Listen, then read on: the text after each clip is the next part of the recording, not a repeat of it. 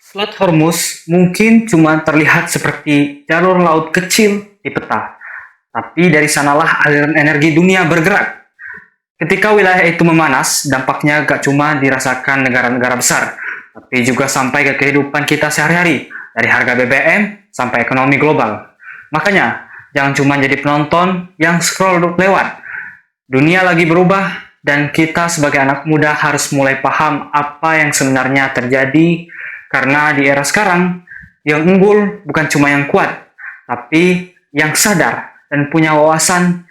Yuk, mulai peduli, mulai belajar, dan jangan berhenti cari tahu. Karena dari Selat Hormuz, kita belajar satu hal. Hal kecil di satu titik dunia bisa berdampak besar ke seluruh dunia, termasuk ke negara kita.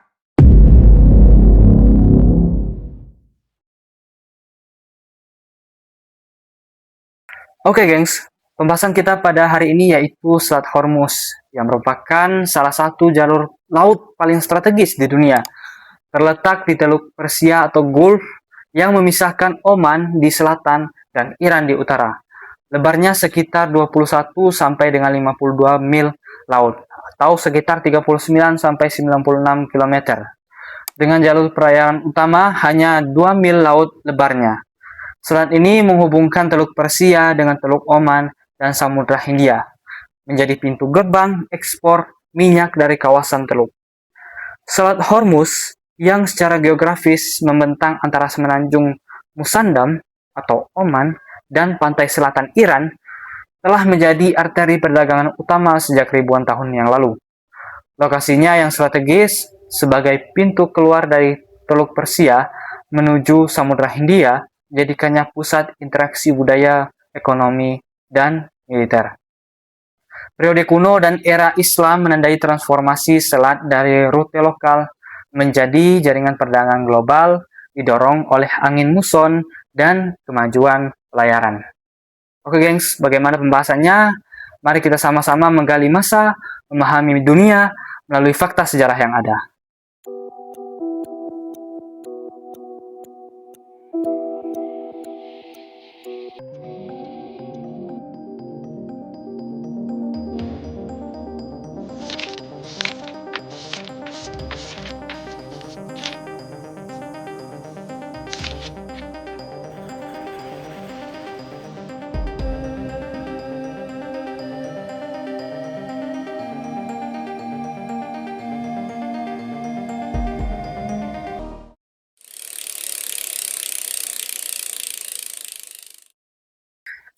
Oke gengs, pembahasan kita pada hari ini yaitu tidak jauh dari pembahasan kita sebelumnya, yaitu mengenai Selat Hormuz. Nah, berikut pembahasan rinci sejarah Selat Hormuz dari 4 masa. Yang pertama yaitu zaman kuno.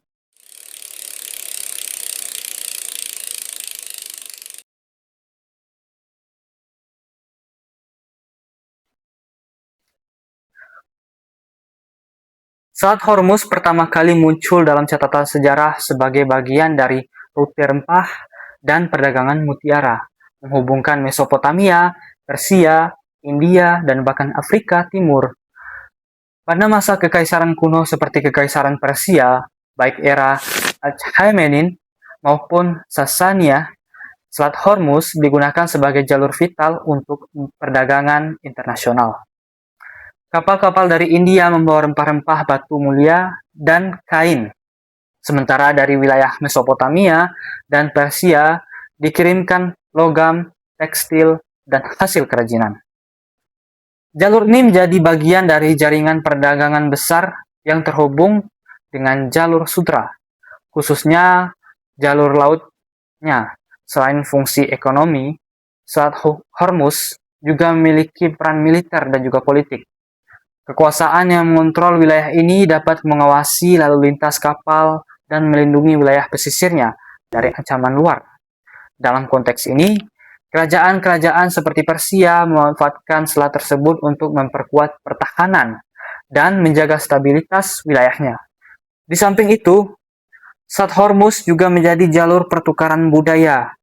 Interaksi antara pedagang dari India, Persia, Arab, dan juga Afrika di timur memungkinkan terjadinya pertukaran bahasa, teknologi, kepercayaan, dan juga tradisi. Bahkan sebelum Islam, kawasan ini sudah menjadi titik pertemuan berbagai peradaban besar yang ada di dunia. Yang menjadi bukti adanya transaksi yaitu terletak pada bukti arkeologi di Bahrain atau kuno Dilmun dan Pulau Qesem yang terletak di Iran, mengungkapkan pelabuhan awal seperti Qal'at al-Bahrain yang mengimpor tembaga dari Oman via selat. Tabel Sumeria, yaitu sekitar 2300 sebelum Masehi, menyebut Magan atau Oman dan Meluha, lembah Indus, sebagai mitra dagang utama. Selat Hormuz berfungsi sebagai gerbang timur untuk barang seperti kayu gaharu, gading, dan batu permata.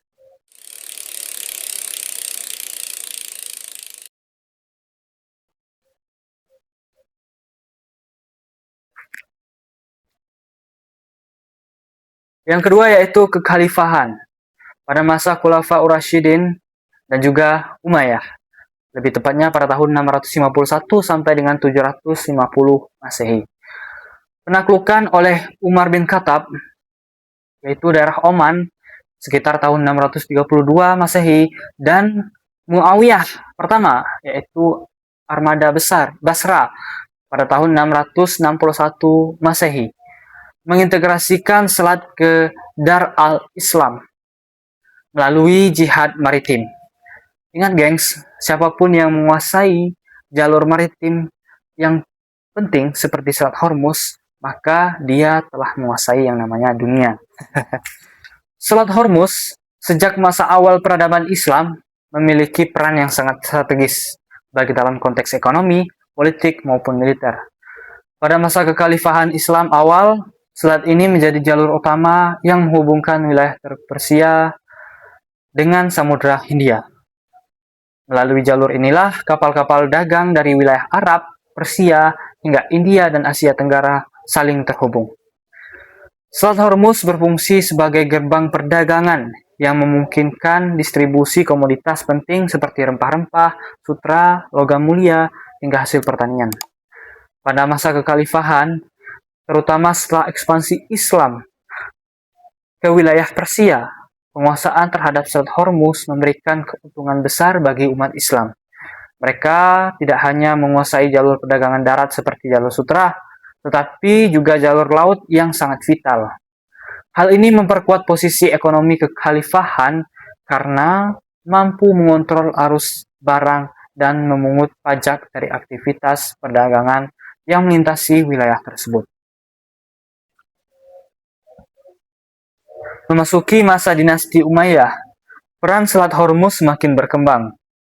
Dinasti ini dikenal aktif memperluas wilayah kekuasaannya hingga ke Afrika Utara, Spanyol, dan sebagian dari Asia.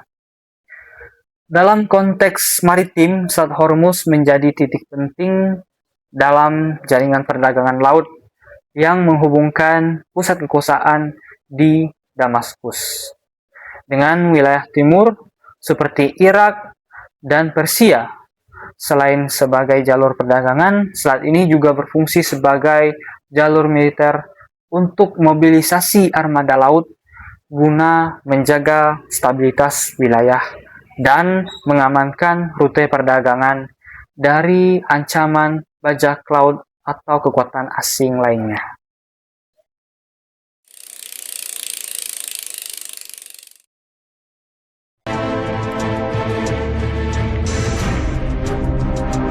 Portugis merupakan kata yang disematkan kepada penduduk atau orang yang berasal dari Portugal.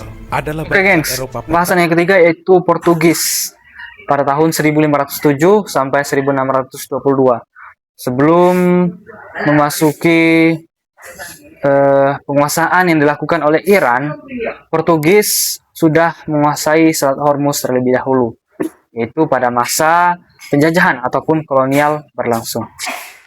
Alfonso de Albuquerque merebut Hormuz pada 1507, membangun Fortaleza de Hormuz untuk memonopoli rempah atau Comentarios Albuquerque Albuquerque. Albuquerque. Ya, begitulah. Albuquerque. Pada awal 1500-an, bangsa Eropa terutama Portugal sedang berlomba mencari jalur langsung ke Asia untuk menguasai perdagangan rempah-rempah. Setelah berhasil mencapai India melalui Vasco da Gama, Portugal mulai membangun kekuatan maritim di Samudra Hindia. Dalam konteks ini, Alfonso muncul sebagai tokoh kunci. Ia adalah gubernur dan panglima militer Portugis di India yang memiliki visi besar, yaitu menguasai titik-titik strategis perdagangan dunia, termasuk Selat Hormuz.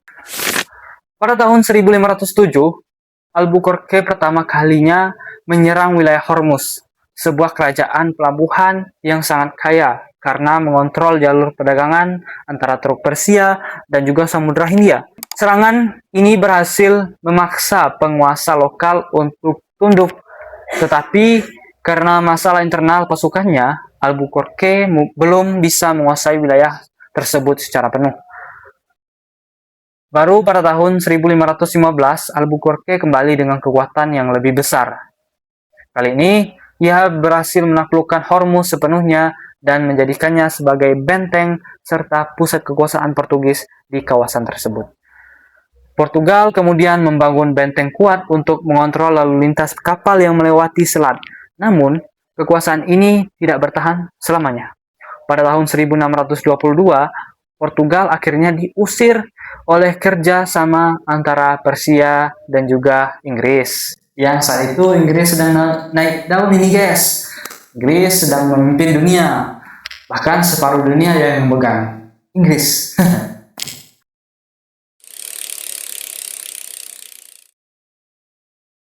Iran. Selat Hormuz adalah jalur laut sempit yang berada di antara Iran Utara dan Oman Selatan. Secara hukum internasional, selat ini bukan milik satu negara saja, melainkan digunakan bersama dan diatur oleh hukum laut internasional. Namun, karena letaknya yang sangat dekat dengan wilayah Iran, terutama di sisi utara, negara ini memiliki posisi strategis yang sangat kuat untuk mempengaruhi lalu lintas di sana. Sejak revolusi Iran tahun 1979, Iran mulai menegaskan pengaruhnya di Selat Hormuz. Pemerintahan baru menjadikannya selat ini sebagai kartu strategis untuk menghadapi tekanan dari negara barat. Artinya, Iran sadar bahwa siapapun yang bisa mengganggu jalur ini, maka bisa mempengaruhi ekonomi dunia, karena sekitar 20% minyak global melewati selat tersebut. Kekuatan utama Iran dalam mengendalikan Selat Hormuz berasal dari militernya, terutama di Angkatan Laut dan pasukan elitnya. Iran menempatkan pangkalan militer, rudal pantai, kapal cepat, ranjau laut, hingga drone di sepanjang pesisir dan pulau-pulau dekat selat. Dengan kondisi selat yang sempit, kapal-kapal besar seperti tanker minyak menjadi target yang mudah jika terjadi konflik. Karena itu, meskipun Iran tidak menutup selat secara permanen, mereka bisa membuat jalur ini menjadi berbahaya dan tidak aman tentunya untuk dilalui. Selain kekuatan militer, Iran juga menggunakan strategi tekanan politik. Dalam situasi politik, konflik, Iran bisa membatasi kapal mana yang boleh lewat dan mana yang tidak. Bahkan dalam kondisi tertentu, Iran dapat memperlambat atau mengganggu arus perdagangan sebagai bentuk tekanan terhadap negara lain. Ya, kita lihat berdasarkan konflik yang sedang terjadi, sedang banyak kasus yang itu banyak kapal yang ditahan. Makanya kapal-kapal itu harus izin dulu kepada Iran baru bisa masuk. Dari zaman kuno, dari jalur perdagangan para pedagang hingga jadi titik panas konflik dunia modern, Selat Hormuz bukan sekedar laut sempit. Ini adalah tombol pause ekonomi global. Coba bayangkan, hanya satu selat tapi bisa bikin harga minyak dunia naik. Negara-negara panik dan perang makin memanas. Bagaimana dengan selat yang lainnya? Selat Bab el-Mandeb yang berada di dekat juga dengan Iran tuh. Bahkan dalam konflik terbaru antara Iran, Israel, dan juga Amerika Serikat yang sudah kita bahas sebelumnya, Selat Hormuz berubah menjadi senjata tanpa peluru. Jadi, kesimpulannya gengs, dunia ini bukan cuma soal siapa paling kuat, tapi siapa yang pegang kendali jalur maritim dan keran dari minyak. Karena dunia lagi ribut, setelah Hormuz cuma bilang, tenang, lewat sini izin dulu. Kalau nggak masuk daftar hitam, berarti kamu aman dan boleh lewat. Kalau menurut kalian, Selat Hormuz ini lebih berbahaya dari senjata nuklir atau gimana?